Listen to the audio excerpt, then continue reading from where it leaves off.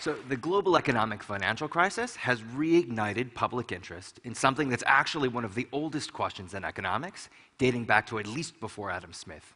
And that is, why is it that countries with seemingly similar economies and institutions can display radically different savings behavior?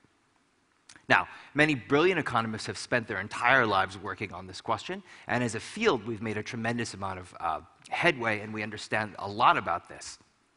What I'm here to talk with you about today is an intriguing new hypothesis and some surprisingly powerful new findings that I've been working on about the link between the structure of the language you speak and how you find yourself with a propensity to save. Let me tell you a little bit about savings rates, a little bit about language, and then I'll draw that connection. Let's start by thinking about the member countries of the OECD, or the Organization of Economic Cooperation and Development. OECD countries, by and large, you should think about these as the richest, most industrialized countries in the world. And by joining the OECD, they were affirming a common commitment to democracy, open markets, and free trade. Despite all of these similarities, we see huge differences in savings behavior. So all the way over on the left of this graph, what you see is many OECD countries saving over a quarter of their GDP every year, and some OECD countries saving over a third of their GDPs per year. Holding down the right flank of the OECD, all the way on the other side, is Greece. And what you can see is that over the last 25 years, Greece has barely managed to save more than 10% of their GDP. It should be noted, of course, that the United States and the UK are the next in line. Now that we see these huge differences in savings rates, how is it possible that language might have something to do with these differences? Let me tell you a little bit about how languages fundamentally differ. Linguists and cognitive scientists have been exploring this question for many years now, and then I'll draw the connection between these two behaviors. Many of you have probably already noticed that I'm Chinese. I grew up in the Midwest of the United States, and something I realized quite early on was that the Chinese language forced me to speak about, and in fact, more fundamentally than that, every so slightly forced me to think about family in very different ways. Now, how might that be? Let me give you an example. Suppose I were talking with you and I was introducing you to my uncle. Okay? You understood exactly what I just said in English. If we were speaking Mandarin Chinese with each other, though, I wouldn't have that luxury. All right? I wouldn't have been able to convey so little information. What my language would have forced me to do, instead of just telling you this is my uncle, is to tell you a tremendous amount of additional information. My language would force me to tell you whether or not this was an uncle on my mother's side or my father's side, whether this was an uncle by marriage or by birth, and if this man was my father's brother, whether he was older than or younger than my father. All of this information is obligatory. Chinese doesn't let me ignore it, and in fact, if I want to speak correctly, Chinese forces me to constantly think about it. Now, that fascinated me endlessly as a child, but what fascinates me even more today as an economist is that some of these same differences carry through to how languages speak about time. So for example, if I'm speaking in English, I have to speak grammatically differently if I'm talking about past rain, it rained yesterday, current rain, it is raining now, or future rain, it will rain tomorrow. Notice that English requires a lot more information with respect to the timing of events. Why? Because I have to consider that and I have to modify what I'm saying to say it will rain, or it's going to rain. It's simply not permissible in English to say it rained tomorrow. In contrast to that, that's almost exactly what you would say in Chinese. A Chinese speaker can basically say something that sounds very strange to an English speaker's ears. They can say, yesterday it rained, now it rained, tomorrow it rained. In some deep sense, Chinese doesn't divide up the time spectrum in the same way that English forces us to constantly do in order to speak correctly. Is this difference in languages only between very, very distantly related languages like English and Chinese? Actually, no. So many of you know in this room that English is a Germanic language. What you may not have realized is that English is actually an outlier. It is the only Germanic language that requires this. For example, most other Germanic language speakers feel completely comfortable talking about rain tomorrow by saying morgen regnet es. Quite literally to an English ear, it rained tomorrow.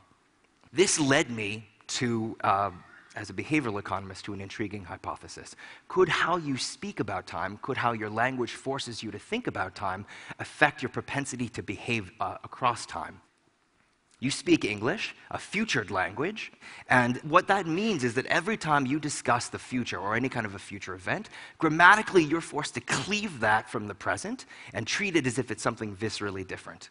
Now, suppose that that visceral difference makes you subtly disassociate the future from the present every time you speak. If that's true, and it makes the future feel like something more distant and more different from the present, that's going to make it harder to save. If, on the other hand, you speak a futureless language, the present and the future, you speak about them identically. If that subtly nudges you to feel about them identically, that's going to make it easier to save. Now, this is a fanciful theory. You know, I'm a professor. I get paid to have fanciful theories. But how would you actually go about testing such a theory? Well, what I did then was to access the linguistics literature, and interestingly enough, there are pockets of futureless language speakers situated all over the world. This is a pocket of futureless language speakers in Northern Europe. Interestingly enough, when you start to crank the data, these pockets of futureless language speakers all around the world turn out to be, by and large, some of the world's best savers. Just to give you a hint of that, let's look back at that OECD graph that we were talking about. What you see, these bars are systematically taller and systematically shifted to the left compared to these bars, which are the members of the OECD that speak futured languages. What is the average difference here? 5 percentage points of your GDP saved per year. Over 25 years, that has huge long-run effects on the wealth of your nation. Now, while these findings are suggestive, countries can be different in so many different ways that it's very, very difficult sometimes to account for all of these possible differences. What I'm going to show you, though, is something that I've been engaging in for a year, which is trying to gather all of the largest data sets that we have access to as economists, and I'm going to try and strip away all of those possible differences, hoping to get this relationship to break. All right? And just in summary, no matter how far I push this, I can't get it to break. Let me show you how far you can do that. One way to imagine that is I gather large data sets from around the world. So for example, there's the Survey of Health and Retirement in Europe. From this data set, you actually learn that retired European families are extremely patient with survey takers. So imagine that you're a retired household in Belgium, someone comes to your front door. Excuse me, would you mind if I peruse your stock portfolio? Do you happen to know how much your house is worth? Do you mind telling me? Would you happen to have a hallway that's more than 10 meters long? If you do, would you mind I timed how long it took you to walk down that hallway? Would you mind squeezing as hard as you can in your dominant hand this device so I can measure your grip strength? How about blowing into this tube so I can measure your lung capacity? Right? The survey takes over a day. Combine that, okay, with the demographic and health survey collected by USAID in developing countries in Africa, for example, which that survey actually can go so far as to directly measure the HIV status of families living in, for example, rural Nigeria. Combine that with the World Value Survey, which measures the political opinions, and fortunately for me, the savings behaviors of millions of families in hundreds of countries around the world. Take all of that data, combine it, and this map is what you get. What you find is 9 countries around the world that have significant native populations which speak both futureless and futured languages. And what I'm going to do is form statistical matched pairs between families that are nearly identical on every dimension that I can measure. Okay? And then I'm going to explore whether or not the link between language and savings holds even after controlling for all of these levels. What are the characteristics we can control for? Well, I'm going to match families on country of birth and residence, the demographics, what sex, their age, their income level within their own country, their educational achievement, a lot about their family structure. It turns out there are 6 different ways to be married in Europe. And most granularly, I break them down by religion, where there are 72 categories of religions in the world, so an extreme level of granularity. There are 1.4 billion different ways that a family can find itself. Okay, now, Effectively, everything I'm going to tell you from now on is only comparing these basically nearly identical families. It's getting as close as possible to the thought experiment of finding two families, both of whom live in Brussels, right, who are identical on every single one of these dimensions, but one of whom speaks Flemish and one of whom speaks French. Or two families that live in a rural district in Nigeria, one of whom speaks Hausa and one of whom speaks Igbo. Now, even after all of this granular level of control, do futureless language speakers seem to save more? Yes. Futureless language speakers, even after this level of control, are 30% more likely to report having saved in any given year. Does this have cumulative effects? Yes. By the time they retire, futureless language speakers holding constant their income are going to retire with 25% more in savings. Can we push this data even further? Yes. Because I just told you, we actually collect a lot of health data as economists. Now, how can we think about health behaviors to think about savings? Well, think about smoking, for example. Smoking is, in some deep sense, negative savings, right? If savings is current pain in exchange for future pleasure, smoking is just the opposite. It's current pleasure in exchange for future pain.